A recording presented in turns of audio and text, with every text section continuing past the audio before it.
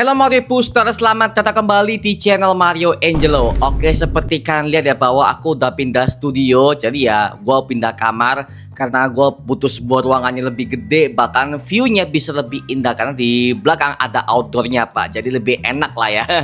Jadi pada video kali ini aku akan membahas mengenai project karya Bang Joko Anwar berikutnya setelah beliau udah meriliskan sebuah film Legenda Kelam Malin Kundang. Yang buat gue ya, film itu merupakan sebuah film adaptasi legenda Indonesia di zaman sekarang yang penuh dengan misteri dan juga endingnya wow. Karena seperti kalian tahu ya bahwa Bang Joko Anwar ini udah pernah meriliskan sebuah berbagai macam film dan juga serial yang bertemakan sci-fi, bahkan horor juga banyak ya. Dan emang dari project Bang Joko Anwar yang paling gua tunggu untuk sekarang ini itu adalah projectnya Pengabdi Setan Ketiga. Karena itu film itu masih menggantung di bagian endingnya. Dan gua pengen tahu bagaimana kak nasib para survival ini ketika mereka akan menghadapi si para anggota sekte sesat yang satu ini pak ya. Dan juga filmnya Pengepungan di Bukit Duri kemarin yang bikin gue sebagai penonton itu wah itu battle royale yang sangat grogi banget sih. Aduh brutal ya.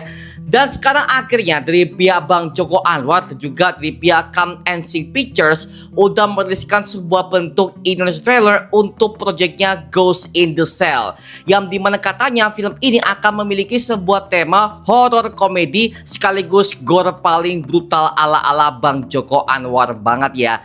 Yang dimana pas gue ikuti mengenai semua bentuk promosi mereka, posternya mereka, bahkan official teaser yang udah pernah bocor ketika pas penayangannya Malin Kundang kemarin, jujur itu semua kru-krunya adalah krunya Bang Jokan banget men. Ada Bron Palarae, ada juga Morgan Oe, Aming juga main, dan juga Abimana yang dulu beliau memerankan tokoh Gundala di project Bang Joko sebelumnya di BCU dulu ya, seperti itu. Makanya pas ketika kalian mengenai semua para cast-castnya, ini adalah cast-cast yang pernah bermain ke filmnya Bang Jokan sebelumnya ya.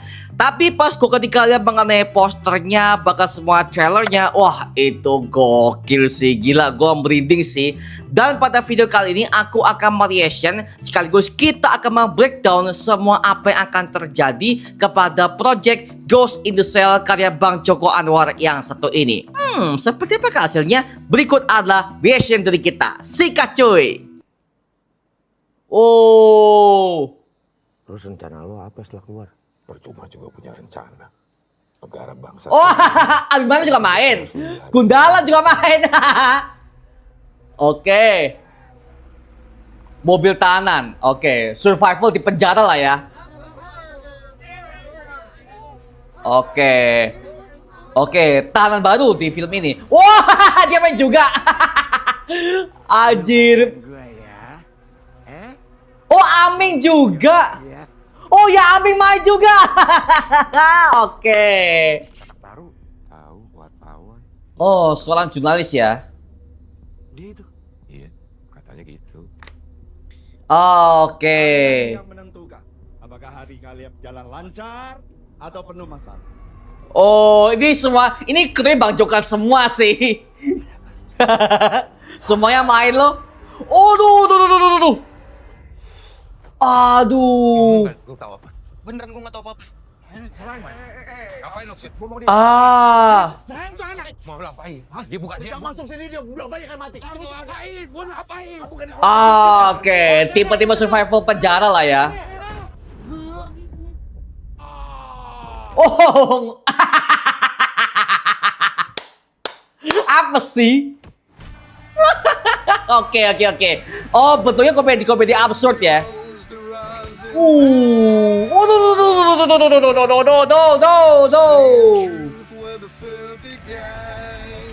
Oh,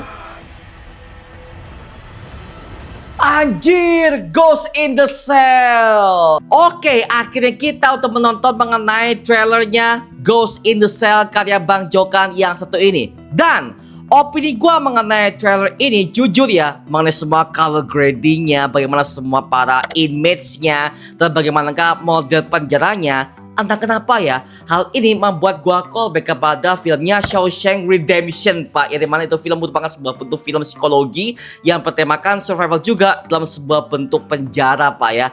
Tapi di film ini akan menekankan dengan tema survival antar para tahanan ketika mereka akan menghadapi sosok gaib yang menghantui penjara yang satu ini. Yang dimana di film ini akan menceritakan tentang seorang jurnalis yang tiba-tiba masuk ke penjara dan dia akan menguak semua misteri apa yang terjadi kepada penjara yang satu ini. Karena tiba-tiba di penjara ini akan ada pembunuhan massal sekaligus akan ada beberapa adegan gore-gore paling gua ngilu sih Bang lihat Pak. Wah, gokil sih. Yang dimana akhirnya Bang Jokan kembali menerapkan semua berbagai macam tema-tema gore-gore seperti ini, yang dimana hasilnya membuat gua callback kepada Pengabdi Setan Kedua Komunion, Pak. Yang dimana kalau kalian masih ingat ya kepada film itu ya, di film itu ada banyak banget adegan-adegan gore yang bisa bilang cukup ngilu, Pak ya. Yang dimana hal itu akhirnya diulang kembali kepada filmnya Ghost in the Shell ini ya. Jadi oke, lumayan lah ya. Tapi mengenai sisi komedinya ya, dari pihak Bang Joko Anwar, sebenarnya dia udah pernah menjelaskan kepada semua para penontonnya bahwa mengenai film ini bukan soal tema-tema jokes-jokes ala stand up comedian ataupun sebuah bentuk komedi-komedi ala slapstick, bukan ya. Tapi ini sebuah bentuk komedi ala-ala dark jokes, oke? Yang dimana di pikiran gua adalah dark jokes itu merupakan sebuah bentuk tipe komedi yang agak minggir-minggir ke jurang banget, Pak. Contoh, menyindir soal pemerintahan, bahkan mengenai soal koruptor, segala macam, bahkan dengan kondisi negara ini, itu adalah tiba-tiba dark jokes yang bisa gua pahami, Pak ya. Karena apa? Karena gua juga adalah orang yang suka mengikuti semua tren-tren komedi yang pernah dihadirkan kepada stand up comedian di zaman sekarang ya, seperti itu. Makanya mungkin saja akan mengarah ke sana sih ya. Tapi di adegan terakhir ada sebuah adegan ketika si Abimana ini akan bertarung dengan si Morgan Owe, yang dimana tipe jokes ada tiba-tiba slapstick ala-ala warkop banget ya, dengan gerakan, dengan yang boom. Dan juga ada penampakan Aming yang dimana aku kenal beliau tuh berada di filmnya Extravaganza zaman-zaman tahun 2000-an awal. Karena sekali lagi men, aku udah kenal dengan Tora Sudiro, Indra Birowo, Tike, Bang Aming, segala macam itu ada dari Extravaganza, Pak. Dan ketika Aming pernah bermain sebagai sang pemahat di film Gundala aja, gua betul-betul kaget man, karena gua nggak nyangka kalau Aming akan berperan sebagai tokoh sevillain itu, Pak. Dan sekarang akhirnya beliau akan berperan sebagai tokoh villain juga di film ini sebagai orang botak, tapi juga ada beberapa bintang di bagian kepalanya, Pak. Yang dimana hal itu membuat gua callback kepada villain dari DC Universe, itu adalah The Tinker, Pak. Hampir mirip sih, tapi pas gua ketika lihat, oke, boleh. Karena emang untuk tokoh Aming ini ya, sepertinya Aming juga akan punya sebuah perannya vital di film ini, yang dimana dia akan menjadi seorang tahanan yang sangat brutal dan bahkan wajahnya itu udah licik dan juga jahatnya kena men. Oke, boleh ya. Jadi sepertinya Aming akan berperan sebagai tokoh antagonis ke filmnya karya Bang Jokan yang satu ini, coy. Kemudian nextnya ada penampakan Bron Palarai, yang dimana mungkin buat kamu-kamu yang agak familiar, dia pernah memerankan tokoh bapak di franchise-nya Bang Joko Anwar, Pengabdi Setan 1 dan juga kedua.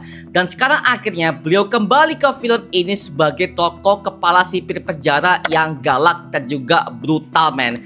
Yang dimana gue ketika lihat beliau ya, emang dari awal dia ini adalah aktor yang cocok untuk berperan sebagai tokoh antagonis men. Karena apa? Kita bisa melihat raut wajahnya, bahkan ekspresinya, bahkan bertegapnya aja, itu udah jelas banget bahwa sepertinya aktor ini akan memiliki sebuah peran antagonis di sebuah project film berikutnya ya. Bahkan gue menemukan sebuah adegan ketika si aktor Bron Palarai ini akhirnya udah membacok seorang, Pak, dengan menggunakan sebuah kapak, yang dimana adegan ini membuat gue callback kepada tokoh Jeffrey yang memenggal temannya sendiri di filmnya Pengepungan di Bukit Duri kemarin, dengan shot ala-ala kamera angle atas tapi dengan bumbu shaky yang sangat gila banget sih, gila gokil. Gue suka bagaimana bentuk atmosfernya, bahkan survival seperti apa. Tapi so far kita belum tahu bagaimana bentuk plotnya, kita belum tahu bagaimana ancamannya seperti apa. Jadi so kita tunggu aja bagaimana bentuk hasil akhirnya cuy. Karena sekali lagi ini film akan disutradarai dan juga dikerjakan langsung skripnya oleh Bang Joko Anwar sendiri Pak. Jadi well sepertinya untuk outputnya akan jauh lebih brutal ya. Tapi gue punya sebuah sedikit masukan ya. Please untuk marketing film ini jangan sampai seperti filmnya Legenda Kelam Malin Kundang. Karena mohon maaf ya, itu film punya potensi banget, oke? Semua outputnya, semua acting, semua para aktor-aktornya, semua skripnya bagus loh. Bagus, tapi film itu akhirnya kebanting sama filmnya Agak Lain Kedua Menyela Pantiku Pak. Kebanting banget Pak. Makanya pas gue ketika lihat di bioskop ya, orang-orang langsung nonton filmnya Agak Lain ketimbang Malin Kundang, yang dimana mohon maaf ya, secara value, secara gore-nya, secara misterinya itu diungkapkan dengan begitu kelam di filmnya Malin Kundang. Itu bagus loh Pak, tapi alhasil itu film itu gagal total Pak. Karena apa? Kebanting sama filmnya Agak Lain Kedua. Jadi please mengenai filmnya Ghost in the Shell ini ya, mohon diperbaiki teknik marketingnya. Karena marketing di filmnya Malin Kundang itu buruk